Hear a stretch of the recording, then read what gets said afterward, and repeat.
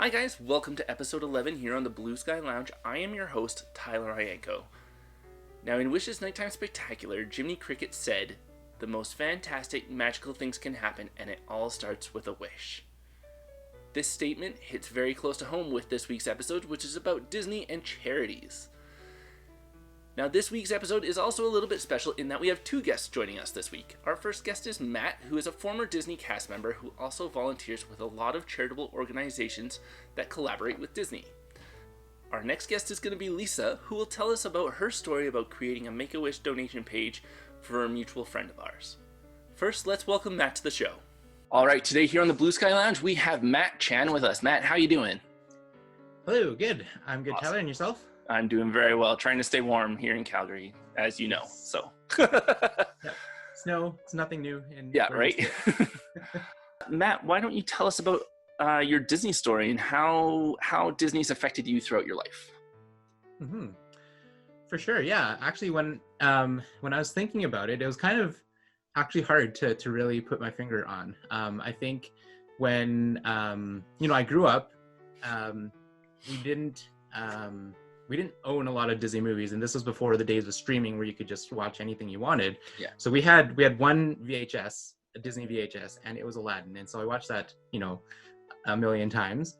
And as a family, we never got the opportunity to go to a Disney park when I was a child. And so when I started to think about it, I was like, oh, where did my actually love of Disney actually come from? And I think for me, it was the music actually of Disney. And music has always been a big part of my life. I've taken piano lessons since I was a kid and have, I've learned to play the guitar, play the saxophone. I've been in a marching band as you know how, impacting that is. Mm-hmm. And so, yeah, music has always been a big part of my life. And it just really connected with me, I think. There was different songs that would always connect with, different emotions or different stages that I was in, in my life. And so there's always kind of that connection, I think, that Disney music really connects you with. And so, so I think that's kind of where it started, because I didn't really have any other tangible connections to Disney. And then when I was in high school, I had a couple of teachers who were big Disney fans. And so they would go, I think, on a yearly Disney vacation, and they would show us, I don't know if there was a taunt us or whatnot, but they would show us their pictures from their vacations. And so that kind of got me interested in the parks and things like that. Just somehow there was this connection, I think, that just was there. Mm-hmm. Yeah, so much so that if you go back and look at my yearbook, and how they always ask questions like, what do you want to do, or whatever, what do you want to be when you grow up, kind of thing.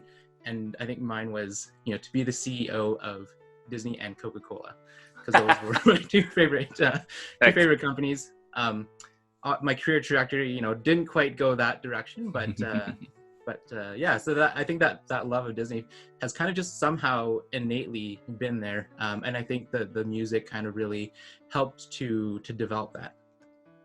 And so when I was in university, I have a business degree, and my major was actually in human resource management. I was taking a class on managing culture, and we did a case study on Disney. And through that, I found out that they had a college program. Mm-hmm. And did some more research on that and found out that there was an international college program where, as an international student, you could apply for a student visa and go and work for the summer. And so I did that. I was living in Edmonton at the time. I flew all the way to Toronto to have my interview.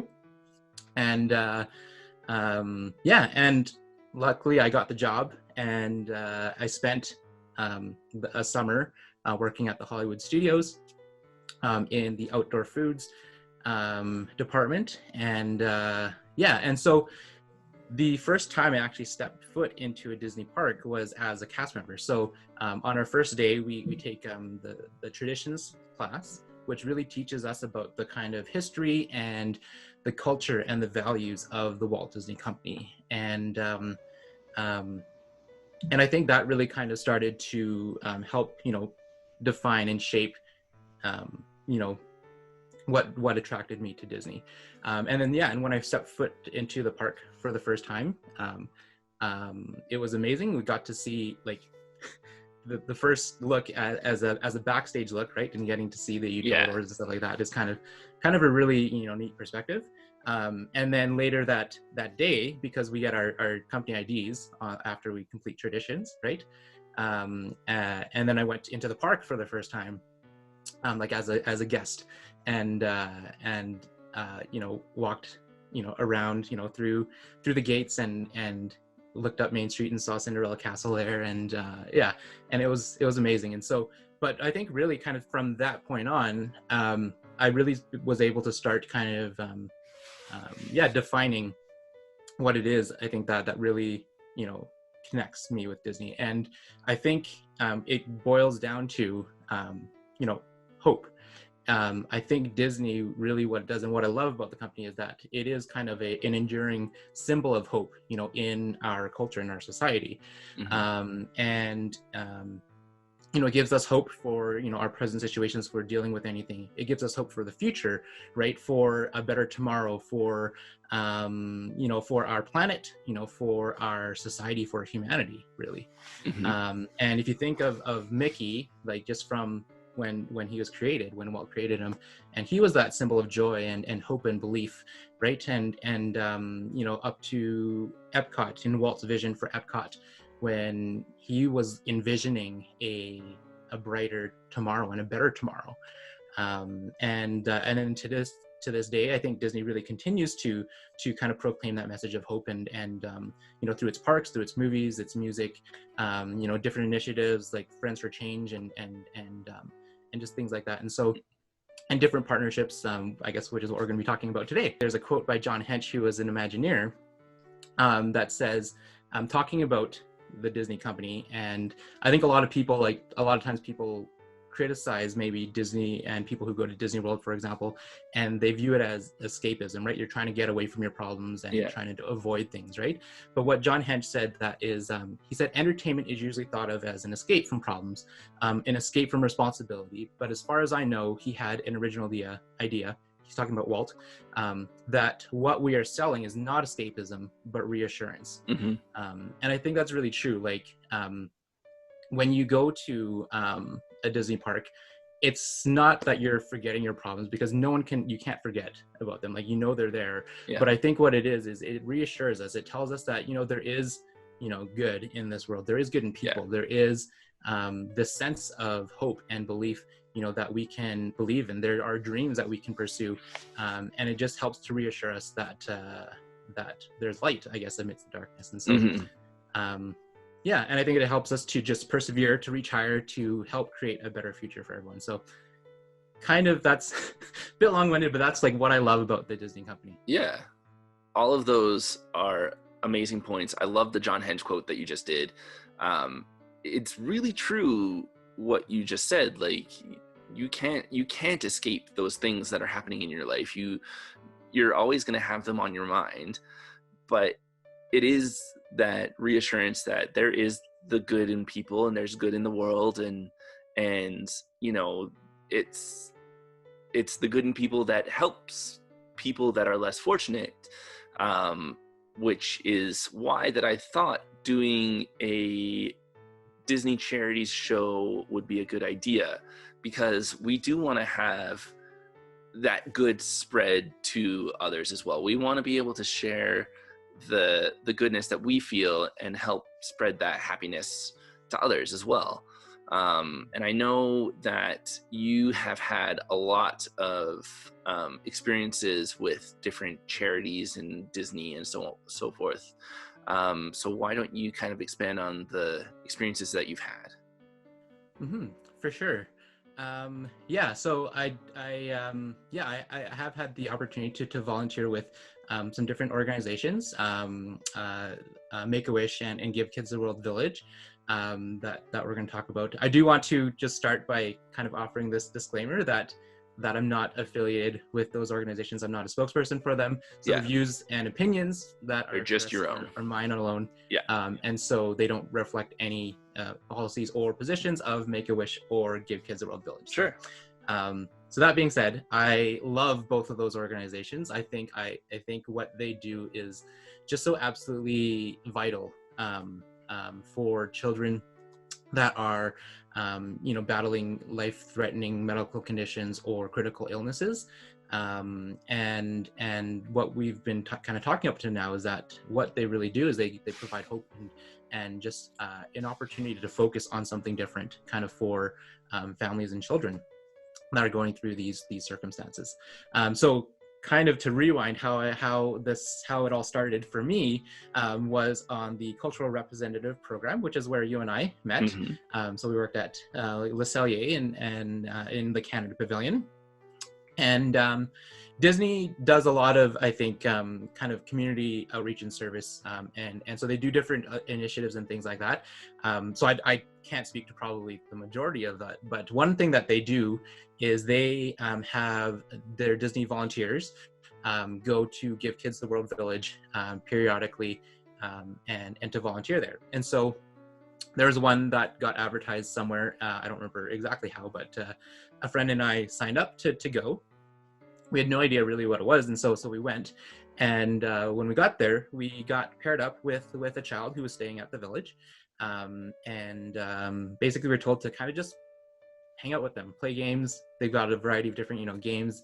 There's mini golf. There's a lot of different things that you can do, and so it was spending some time with them doing that. And then that evening, the special event that they were having at the village was called Village Idol. So kind of your take on American Idol or a talent show. And so we were encouraged to basically just do whatever the kid wanted to do. And so if they wanted to go and perform, sing a song or tell a joke or dance or whatever, then we did that too. So some kids were judges, and then other kids were part of the audience. And so we just got to kind of hang out and have fun and enjoy that time. And so that was my introduction into Give Kids a World, and it kind of, I guess, planted the seed kind of in me in terms of that organization and wish granting organizations in general. When I came back to Canada and moved to Calgary, is kind of a period of my life when I was trying to refocus and evaluate things in my life, and I really wanted to get involved in doing something that gives back to others. And so I was reminded of the experience that I'd had at Give Kids the World Village, and so I looked up Make-A-Wish and the local chapter here in Southern Alberta, and kind of just sent a volunteer application in, and kind of have volunteered at in different capacities since then, and have been blessed to have been involved in a lot of different wishes that they've granted. Usually wishes are or wish families or wish kids are for the most part referred actually by medical practitioners. And so it's like the doctors and the nurses that are working with them that refer them to Make-A-Wish and say, hey, you might be eligible for a wish. Why don't you look into this and apply? And so that's kind of that process there. And but generally the kids will have, there's 4 categories that they can wish for. So the category to have something, and so that's like having a playground or an entertainment system, something like that. To be something. So I think we're all aware of the Bat Kid story from a few years ago in San Francisco when so a kid got to be Bat Kid. To meet someone is the third one. So usually like celebrities, and then the fourth one is to go somewhere. And probably not surprising, but almost up to half of the wishes granted are related to Disney. And you'll know that right now Disney is celebrating kind of their partnership with Make-A-Wish. They're celebrating 40 years. I was at D23 last year, so in 2019, seems so long ago. Right. What they did announce actually at D23 was, we all know that Disney Cruise Line, they have 4 ships currently. So they've got the Magic, the Wonder, the Dream, and the Fantasy. And then I think a couple years ago, they announced that they're building 3 more. And so last year at D23, they announced the name of the 5th ship. And they announced that it would be the Disney Wish. Yeah. and in honor of the partnership that they have with Make-A-Wish. And so it was Yeah. really cool to be kind of at that was during the parks and the parks panel at D23. Mm-hmm. And it was really cool, yeah, to just be there. And there was a commercial, an advert that they had been running at the time. Yeah. Kind of with Make-A-Wish, and there was a couple of Wish kids that were part of that commercial. Yeah. And so it was really cool actually at D23.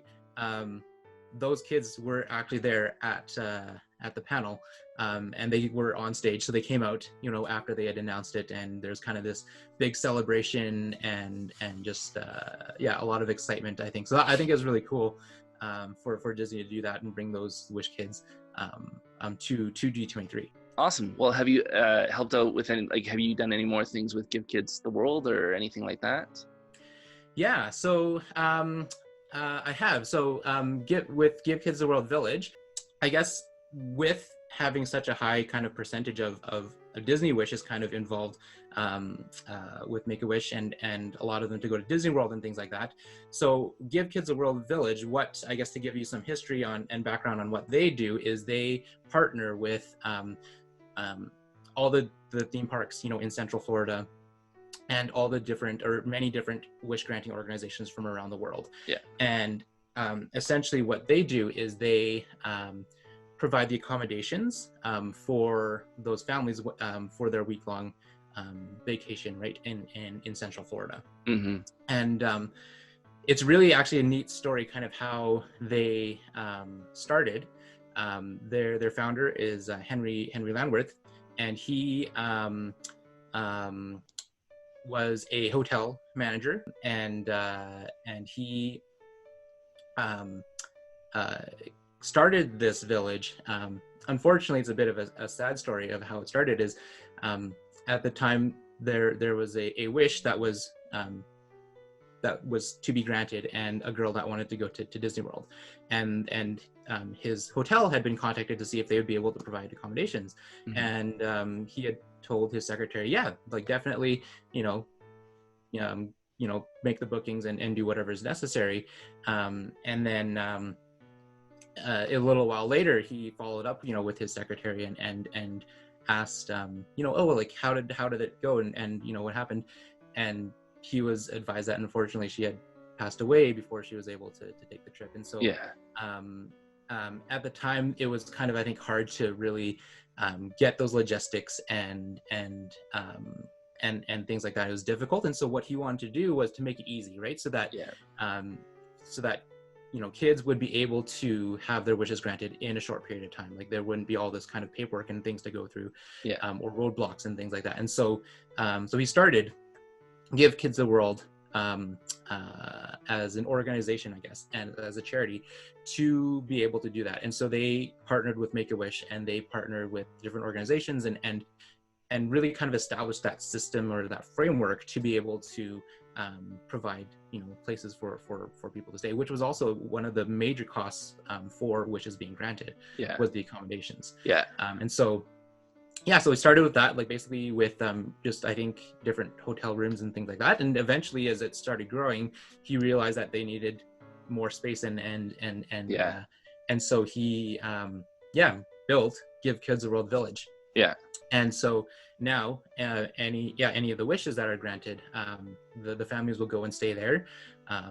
And so it's a pretty cool place. And so I wanted to, I had been there once, like volunteering, but I wanted to kind of go back and see, and get more of a better idea, so that if I was ever talking about it, I would be able to kind of speak to it a bit better. And so I went, I believe 3 years ago now, and got a tour of the village, and was just able to see, like, basically the whole village and what they do there.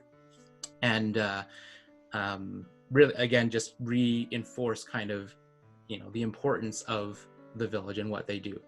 And so last year I was on a vacation in Disney World, and I really wanted to get more involved there as well. And so I was in Florida for 2 weeks, and was able to spend a week at the village. and volunteering in just different kind of capacities. And Yeah. and so that was really cool, and got to do different things, like, just running some attractions. There's a couple of, like, a train that goes around, and things like that, or working in the kind of dining area where there's different people can go for dinner, breakfast, whatever. The ice cream parlor is a huge hit there. You can have ice cream from, like, I think it's like 7:30 in the morning up until like 11 o'clock at night. And so yes, excellent. Yeah, it's an amazing place. Yeah, definitely. And it's pretty cool too. Like, they get just a lot of volunteers from everywhere. It's a pretty big, like, I guess, operation in terms of, I believe in a month there'll be different 1,800, I believe, volunteer shifts in a month that they need filled. And so so obviously a lot of local volunteers that are able to help with that, but they do get kind of groups. When I was there, it was cool to kind of talk to other volunteers and hear about their stories, because there was a good amount of them that were from other states and things like that. And one of them was like different organizations, church organizations and things like that brought down whole groups to kind of just volunteer. There was like a club from a school, I believe. They had like a Make-A-Wish club, and part of their yearly what they do yearly is they go down and spend time volunteering at the village. And so that's awesome. Yeah, it's really cool. They have it as well so that it's easy, I think, for people to be able to volunteer. You can do your kind of volunteer training and orientation online.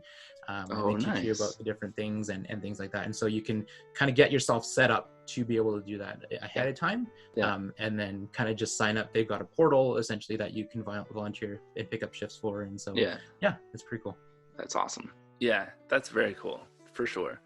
And I know I read about the Disney Team of Heroes, which is a project with a children's hospital in Texas. Do you know anything about that? Yeah, so also at D23, they had kind of a booth set up where you can learn about Disney Team of Heroes and what they were doing. And so, basically it is, it's a pledge that they had with, I think, just different children's hospitals. So Disney basically has pledged $100 million to create this kind of suite of experiences and things like that for children that are in the hospital and receiving treatment and things like that. And so it's kind of cool to see what they're doing, and they've got just different things, like how there's the robes and stuff like that they wear, and so children can pick one of their favorite characters and have that as their robe. They had the staff that had badges where the staff could pick their favorite Disney character, which helps to kind of just start conversations and had some also just different things on the back of the badge, like a pattern usually of like either depending on the character, like Mickey, like maybe it was like the Mickey heads and stuff like that, different colors and sizes and things. And it could be something that they could use to have conversations like, oh, how many blue Mickey heads do you see on here, and just things like that, and maybe things to distract them from the treatment or something like that, or just to kind of have that conversation. So and then they showcase a bit of the other kind of things that we would be implementing in the hospital. There was magic artwork, and so it was kind of like just a picture frame, but then it would come alive and different characters would come up with different inspiring messages. There are a lot of kind of augmented reality kind of things, so paintings, murals and stuff like that, and they could take like a tablet or a smartphone and interact with it, based on that. That's cool. Yeah, some other magic windows where they could, it'd be like a window and they could look out and see kind of some of their favorite locales and settings and things like that. And then just some rooms that are kind of themed and different interactive areas that are themed after Disney intellectual property. So it was really cool to see kind of that. And part of what we did while going through that exhibit was, at the end of it, there was kind of these just like grab bag kind of things, loot bags, that we helped, I guess, pack. that they would Okay. be distributing to hospitals around the country. And so you got to choose like what you put in the bag, and a kid would get that. And so there's like, you know, stickers and pencils and books and things like that you could choose. Yeah. And I think it was 100,000 bags or so that they wanted to kind of fill up by the end of the expo. And I think they did it like even before they had gotten to Sunday. So it was really cool that so many people had gone through there and helped them do that. I love that that everybody that was at the expo just kind of wanted to help with that. I think that's really neat. I love that they're reaching out to all of those children's hospitals around the world. I think it's such a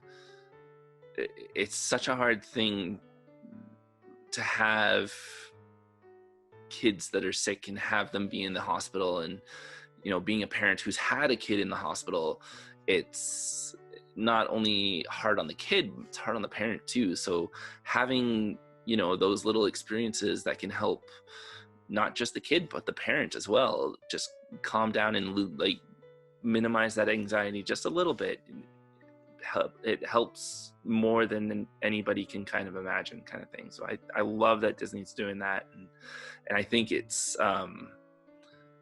just such a heartwarming gesture for the company to do. So very cool. Mm-hmm.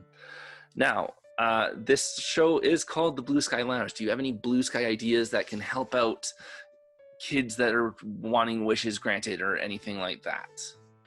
Yeah, so I started thinking about this, and, you know, kind of like I think the kind of logical you know, path would be, you know, something unique or exclusive maybe for, you know, wish children and their families or things like that. Yeah. You know, like things where more I think Disney does a really good job of making attractions accessible. Mm-hmm. You know, but even like maybe taking it a step further and having, you know, roller coasters that would be wheelchair accessible that go upside down, kind of thing, like something crazy like that. But you know, as I thought about it, I think a lot of the, like, from talking to different people and feedback that I've gotten is that you know, especially when people go on Disney vacations and stuff like that, it's not necessarily an attraction that they remember. It's kind of just the experience, right? And being able to spend that time with their family and not to focus on again the treatment or whatever that they're dealing with. And so I kind of started to shift, I guess, my thought away from that, and because I don't know, like, and maybe I just couldn't think of anything that I thought would be really meaningful enough to kind of just be able to, I guess speak to, you know, how, that would really be able to,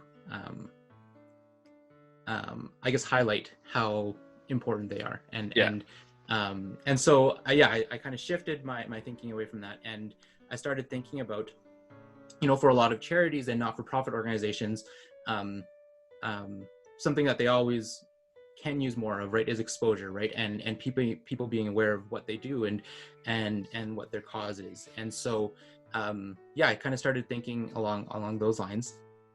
And so my idea was, you know, to have an attraction that uses real wishes. So like families could submit their wishes to be used in this attraction voluntarily.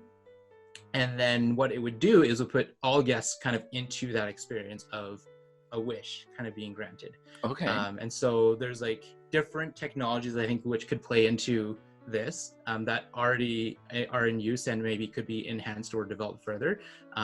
So things from Flight of Passage and Rise of the Resistance definitely, I think, would be good here. But it would be able to also use just the Disney, you know, the storytelling expertise that Disney has in being able to weave a compelling story.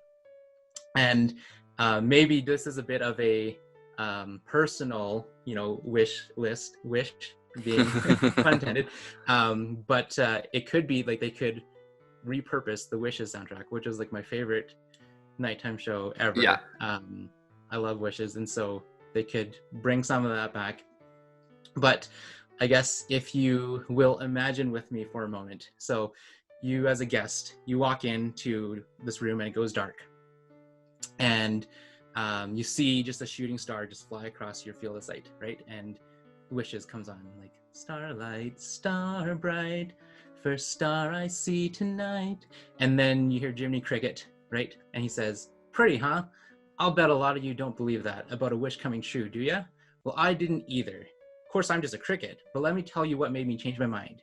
You see, the most fantastic, magical things can happen, and it all starts with a wish, right? And then just like fireworks and lights go on and stuff like that. And then you could have a narrator, maybe Jiminy Cricket, maybe someone else, but talk about, about wishes and kind of about that process, that, and just some different facts, like, there are over 250 wish granting organizations around the world. A wish gets granted, maybe, I think something like every 15 minutes or something like that, and explain that process of how it happens. And then you might, start moving or walking into the next area, and the narrator would tell you about the different, categories of wishes that we talked about earlier. So, wishes to have something, right? And then, and a lot of those are like, playgrounds, or, a piano or whatever. And these are things to have something that the kid really loves. Mm-hmm. And so you could go into an area which would be kind of like the first waiting or staging area, right, on the attraction. And so there could be playground, there could be, different musical instruments that people could like play and try out, some video games or whatever, sensory environments and things like that. And these are all things that kids wish for. Yeah. Right. And there could be, stories, videos of these families and the kids, and kind of be able to tell their story at the same time. Yeah. And so, so then you would have that, and then you would kind of move along to the next area. And then as you go through, the hallway or whatever, the narrator would then explain, that there are wishes to meet someone. And then in the next room, you've got, different characters. You might have Mickey and Minnie. You've got, different princesses, Cinderella and Sleeping Beauty. And, it'd be super cool if there was, sometimes surprise celebrities that showed up. That'd be really right? cool. Like Chris Evans is in the parks, and he shows up, at this attraction, and people can meet him, because that's one of the wishes that people have, is to, to meet celebrities and different people. So, and then again, same thing, have the videos and of different people telling their wish stories. And then you continue on, right? You go to the next area, and then it talks about, the next category, which is wishes to be something. And then this is where you might kind of start that to use a ride vehicle. And so I was thinking of, like Rise of the Resistance. I haven't been on it yet, unfortunately. But that idea where they kind of start, you go from different areas, you go on like a transport, ship kind of thing before you go to the next area, and then you go on to the ride. And so it's that idea of having different stages, right? Moving through that. And so the next area, to be something, there might have, you might have, kind of like that screens around you kind of thing while you're in the vehicle that set the kind of setting. And it could kind of showcase different wishes, like, people, like kids have wished to be like a model, right, in Fashion Week for, in New York City kind of thing, to be on a stage performing at a rock concert or something like that, or, on a speedway as a race car driver. And so these would be things that aren't necessarily like too intense, I guess. And so there, like, it could be a simple ride vehicle, maybe a lap bar kind of thing, but nothing too crazy.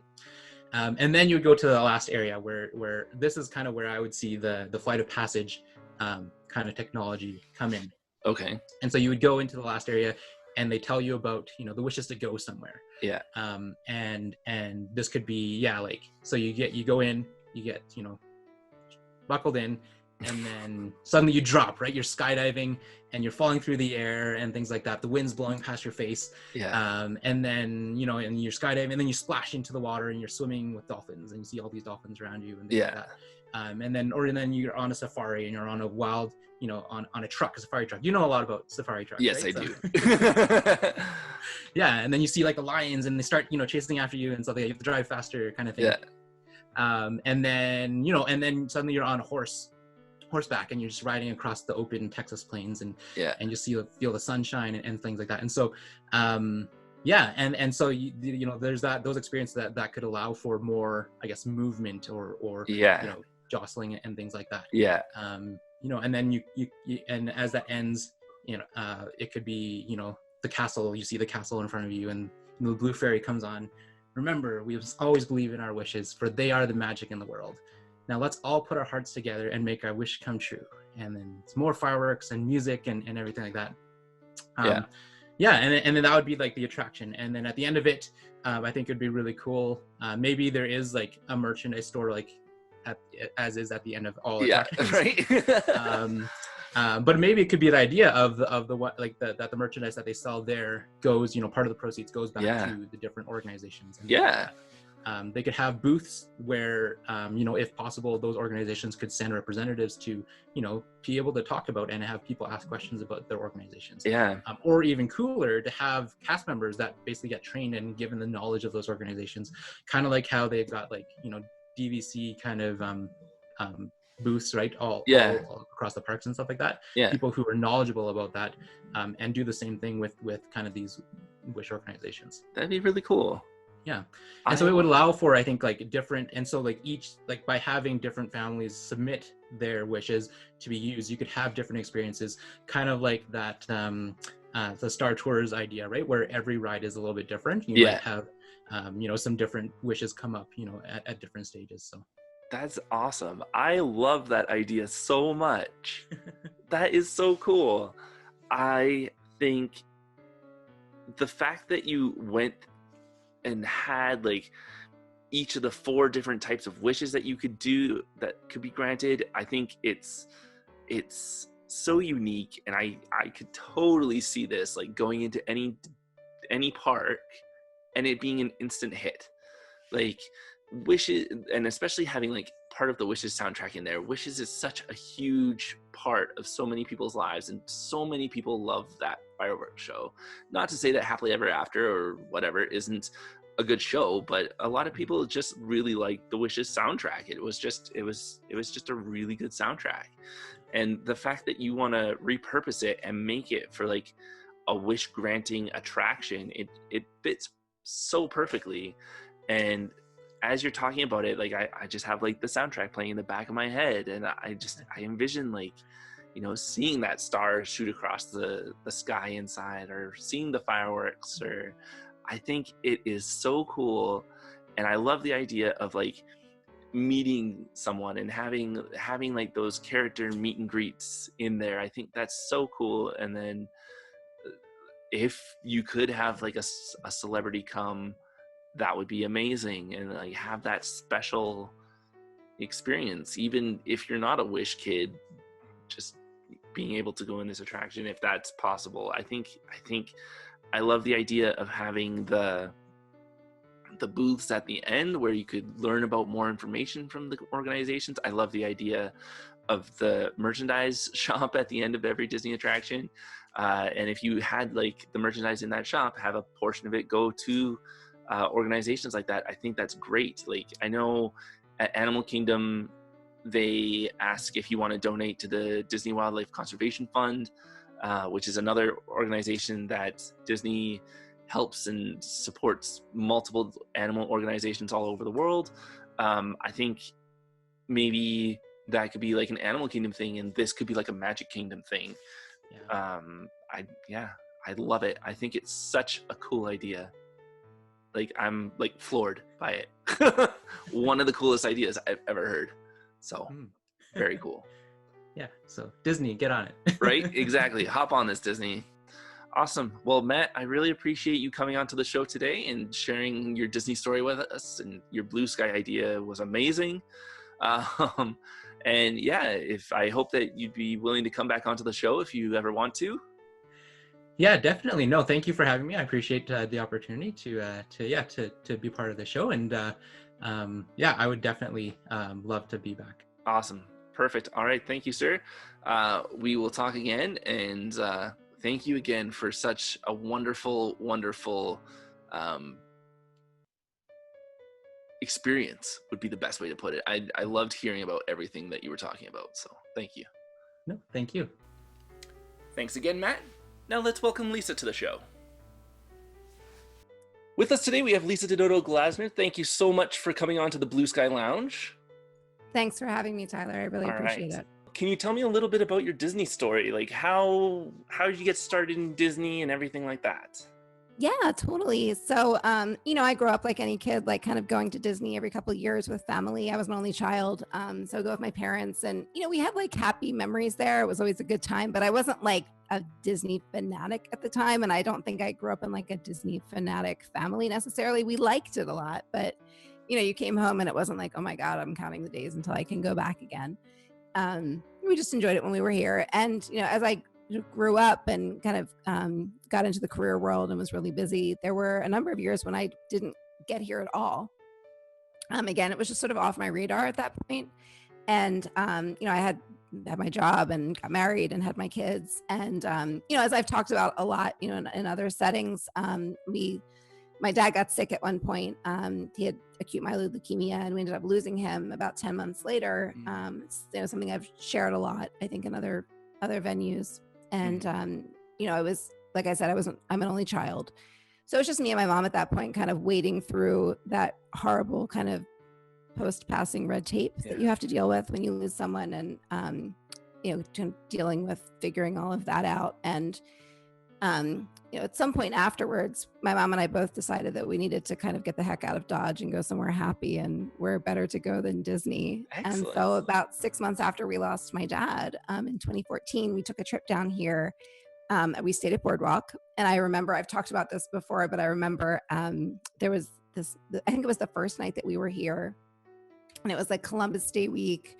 We were down at the Boardwalk, and we were standing outside at Boardwalk. There were street performers, and kind of the smell was wafting through the air. And it was that like perfect, late October, mid-October, Central Florida evening where it's kind of room temperature with a breeze. Yeah. And it's just something just clicked into place. And it wasn't like because I was having so much fun on Splash Mountain or had a fun meet and greet with Mickey Mouse. It was just like something about the vibe of this place and the people here that really kind of clicked into place for me in that moment. And I think ever since then, it just became this wonderful place for me that I longed for when I wasn't here. I think I was dealing with a lot of, like a lot of us do, like between career and, family illnesses and all that good stuff, like not good stuff, stuff in life. And this just sort of became this haven for me. Again, not because it's this fantasy land, but because just something had clicked into place for me between the weather and the vibe and the community and all that good stuff. And to make an extremely long story short, I did end up leaving the job that I was in at that time, and we found ourselves to be fully portable for the first time in a very long time. Yeah. And Disney was calling, so life is too short not to live next to Magic Kingdom. That's awesome. Very cool. This week's episode is about Disney and charities and giving back, and I am a huge fan of Lou Mangello's WDW radio podcast. He is kind of the reason why I got started with my podcast, and I've known him for a few years. My wife worked with a good friend of his, and that's how I met him a few times, and it was through his show that I learned about you, and just learning about kind of what you do and how good of a person you are. And there was something that happened in Lou's life lately that affected him, and I think would affect anybody in a certain way, which was his mother passing. And you, being the rock star that you are, you did an act of kindness that I don't think a lot of people would think about unless they're kind of that Disney folk, so to say. Do you mind sharing that story with us? Yeah, Lou is, an incredible pillar in this community, and I'm very, very lucky to call him a dear friend. We share a lot of history. We both are recovering attorneys, and huge fans of Disney, and otherwise have a lot in common. And he's a dear friend of mine. And he unfortunately lost his mother, who had been ill for some time, a couple of months ago. And when the word started to spread throughout the community that this had happened, because he's a very private person, but he did let us all know what had happened. because we're very close, I think, people didn't want to necessarily interrupt him or, bother his family. But, I sort of became the go-to for a lot of people of just asking what they could do. I think Lou has been such, like I said, such a pillar in this community, but is also just such a good soul and does so much for everybody without asking for anything in return.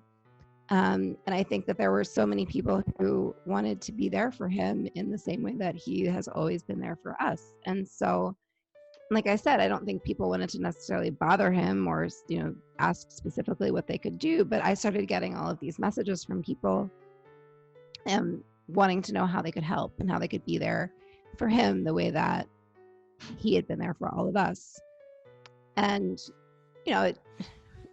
I was sort of coming up empty for a little while because it's not like I was going to organize a meal train or, or anything like that. And telling people that this is where they can send a card kind of felt a little bit empty. So, my wheels started turning and I started to think, this community that he has built is so good, and that's one of the things I've always said about Lou is that, it speaks volumes, the sorts of people that he pulls to him because he's such a good soul, and the people who gather around him in the community that he has built is just the kindest group of people that you could ever know.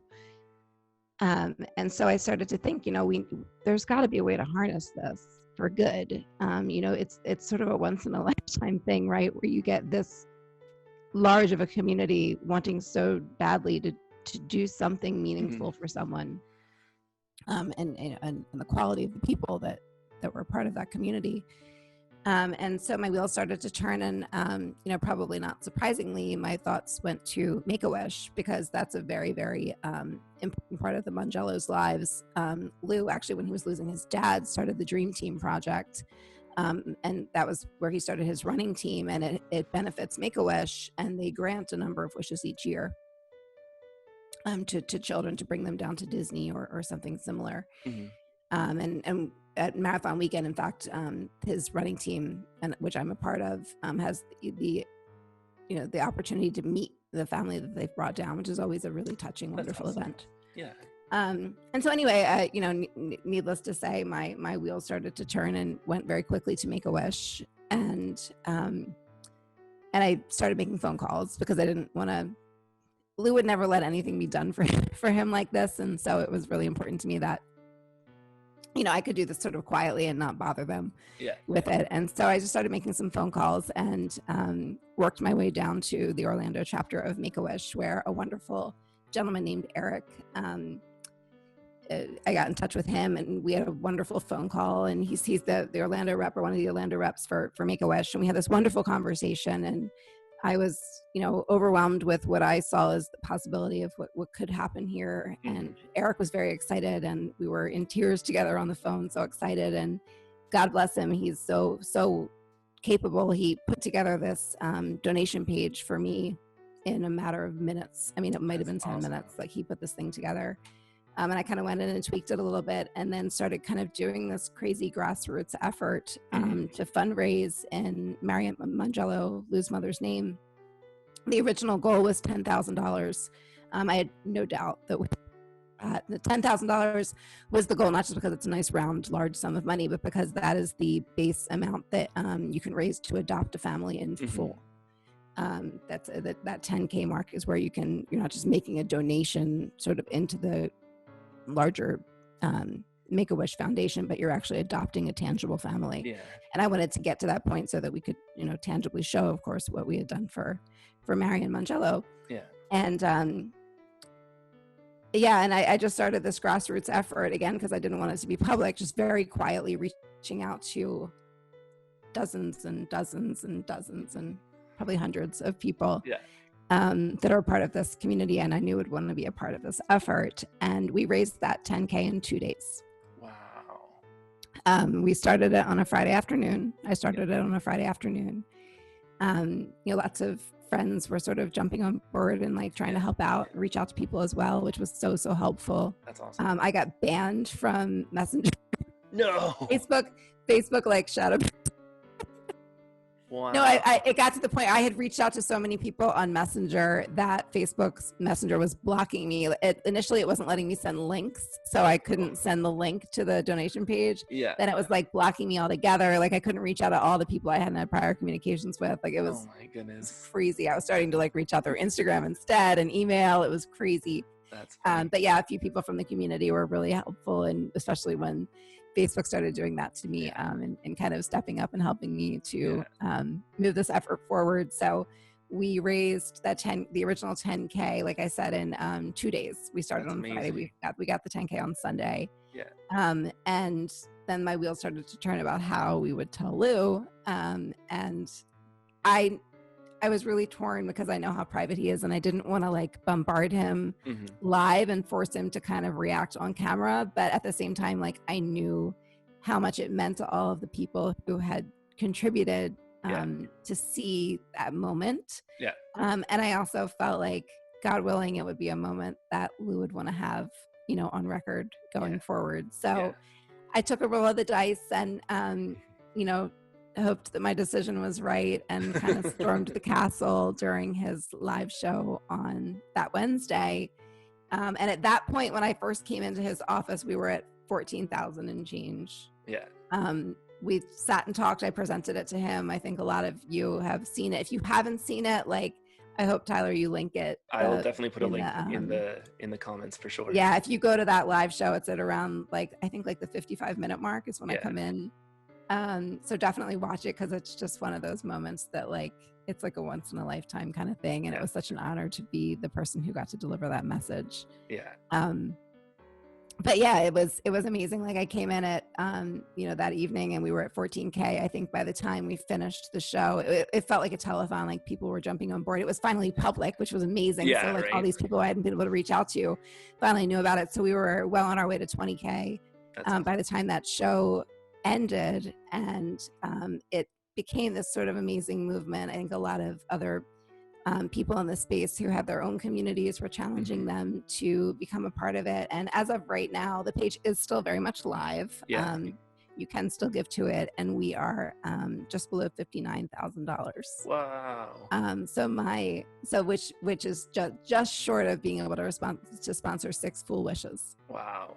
So yeah, it's pretty amazing, like what this community has been able to do, and the fact that we had this force of good to harness for something so amazing. That's amazing. That is so cool. I love the fact that you just wanted to do something to help a friend, and the fact that not only did you do that for Lou, but you're doing that to help other people as well. Like, when I first thought of this episode, my wife and I were talking about it, and I was telling her about your story, and I couldn't stop smiling because I love the fact that it's such a heartwarming story. And you can just tell, especially from the video where you bombard Lou with the information, you can just see the love of friendship that you guys have together, and that you want to help not just him but other people as well. And I think that's such a good quality to have in people, and I love that especially Disney seems to bring that together in people. So I want to say thank you for doing that. I know my family will definitely donate to the page a little bit for sure, and I'm going to put it out to the fans that listen to our podcast, and hopefully they'll chip in a little bit as well. And I'm really hoping that it'll get above that 60,000 mark for you for sure.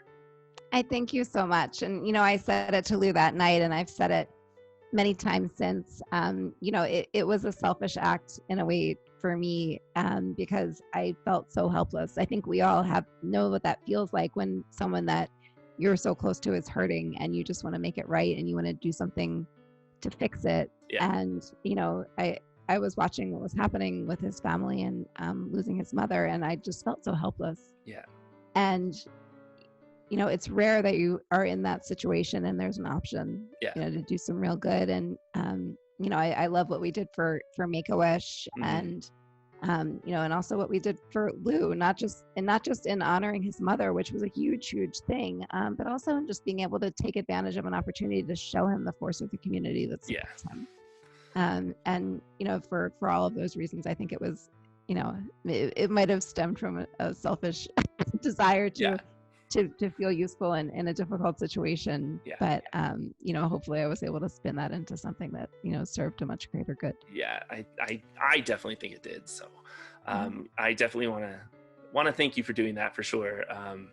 It's, like I said, it's just such a heartwarming story, and I love it, and I wanted to share it with other people as well. So thank you for doing that. I really appreciate that. Thank you so much. Thank you for giving me the opportunity. Yeah, no problem. Thank you. Thank you for coming on the show. I really appreciate that as well. And I really hope that you'll be able to come back. And I have some plans for running and whatnot. And I know that you have the Castle Run page. I would love that. Love that. Yeah, the Castle Run is my blog. It's sort of a lifestyle blog, but definitely that niche of Run Disney and running is something that's unique to what I cover. Thank you. Awesome. Thank you so much, Lisa. I really appreciate it. Thanks a lot. Have a good one. A special thank you again to Matt and Lisa for joining us here on the show. Now, you guys have submitted some great stories, so let's get started. Lacey stated that when she was a former Disney cast member, she volunteered at the Give Kids the World Village. She said a group of us went to go hang out with the kids while the parents got to have a date night out. We were each assigned 1 or 2 kids, and we did face painting, ate in the cafeteria, and watched volunteer actors put on a play. She said it was so much fun, and she wished that she could do it again. And Abby, a former Disney Store cast member, told us that she partnered up with In From the Cold. We did school supply drives in the summer, and she also volunteered for the kitchen for the organization as well. She said the great thing was that she could log her volunteer hours with Disney, and then Disney would donate a certain amount of money towards the organization based on the amount of hours that a person volunteered for. I myself think that is such an amazing thing for the company to do. Now, Matt, Lisa, Lacey, and Abby, in the words of our friend Lou Mongello, thank you for choosing the good. The fact that Disney pairs up with not just wish-granting charities or organizations, but also helps to beautify communities or help reimagine parts of children's hospitals or help protect animal species through the Disney Wildlife Conservation Fund shows just how wonderful this company is and how much that it really cares for not just the people but the planet that we live on as well. So a huge thank you to Disney as well. What comes next, you ask? Well, we have our American Thanksgiving show, where we're focusing on Liberty Square in Magic Kingdom and having an overlay based on the Disney Plus special, Hamilton. Now join Shannon and Natalie and I next week for our discussion about it. And get your thinking caps on for our show in 2 weeks when we discuss the other phenomenon sweeping Disney Plus, The Mandalorian. You all had to know it was coming. This is the way. Now, if you do have any ideas based on today's or a future show, leave a comment down below or email me at theblueskylounge@gmail.com. We are also on most social media platforms by searching the Blue Sky Lounge, and don't forget to like and subscribe to this channel, and also leave a review for us on Apple Podcasts. And please make sure to check out Lisa Donato Glasner's page, thecastlerun.com. And if you would like to leave a donation to the Marianne Mongello Memorial Make-A-Wish fundraiser, the link will be posted in the description below. Now, please note that this podcast is not affiliated with Disney in any way. This is a fan-run show featuring fan idea and artwork that is in no way any true representation of what may or may not happen in the future with the Walt Disney Company. Now, thank you so much for taking the time out of your week to come join me here at the Blue Sky Lounge. And remember to think, dream, believe, and dare yourself to use your imagination. Who knows what kind of thinking you can do from the seat of your armchair. Thanks.